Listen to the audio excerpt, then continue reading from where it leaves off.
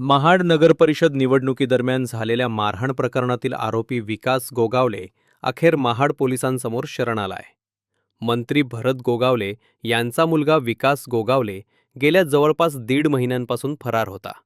महाडमध्ये मतदान सुरू असताना प्रभाग क्रमांक 2 मध्ये मोठा राडा झाला होता. यावेळी शिंदेसेना आणि अजित पवार यांच्या नेतृत्वाखालील राष्ट्रवादी काँग्रेसचे कार्यकर्ते एकमेकांना भिडले होते. या राड्यादरम्यान विकास गोगावले याने अजित पवार गटाच्या कार्यकर्त्यांवर हल्ला केला होता. या घटनेनंतर महाड पोलिसांनी विकास गोगावले आणि इतर कार्यकर्त्यांवर कलम 307 जीवे मारण्याचा प्रयत्न नुसार गुन्हा दाखल केला होता. गुन्हा दाखल झाल्यापासून विकास गोगावले फरार होता. काल सुनावणी दरम्यान न्यायालयाने याबाबत तीव्र शब्दात नाराजी व्यक्त केली.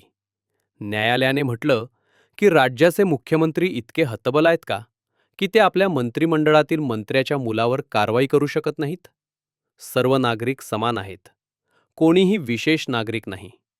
विकास गोगावले फरार असल्याचे पोलीस सांगत असताना त्याने जिल्हा परिषद निवडणुकीसाठी उमेदवारी अर्ज दाखल केल्याचे ऐकून न्यायालयाने आश्चर्य व्यक्त केले.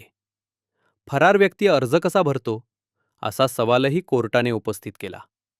तसेच मुलगा गंभीर गुन्ह्यात आरोपी असताना भरत गोगावले अजूनही मंत्रिपदावर कसे काय आहेत अशी विचारणाही न्यायालयाने केली. तसेच विकास गोगावले आणि इतर साथीदारांना पोलिसांना शरण जाण्याचा आदेश न्यायालयाने दिला होता. या आदेशानुसार शुक्रवारी सकाळी विकास गोगावले महाड शहर पोलीस ठाण्यात हजर झाले.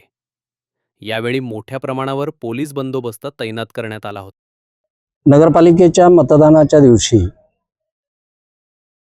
महाड शहरामध्ये भांडण मारामारीच्या संदर्भामध्ये जे 2 गुन्हे महाड शहर पोलीस स्टेशनला दाखल झालेले होते, त्याच्यापैकी गुन्हा रजिस्टर नंबर 179 जो होता, त्या 179 मधल्या 8 आरोपींनी आज आत्मसमर्पण केलेलं आहे. त्यानंतर पुढची कायदेशीर प्रक्रिया चालू आहे. पुढचा तपास चालू आहे. आरोपींकडे जो तपास करणं आवश्यक आहे त्या बाबी पोलीस करत आहेत. त्या आरोपींची नावं मी आपल्याला सांगतो.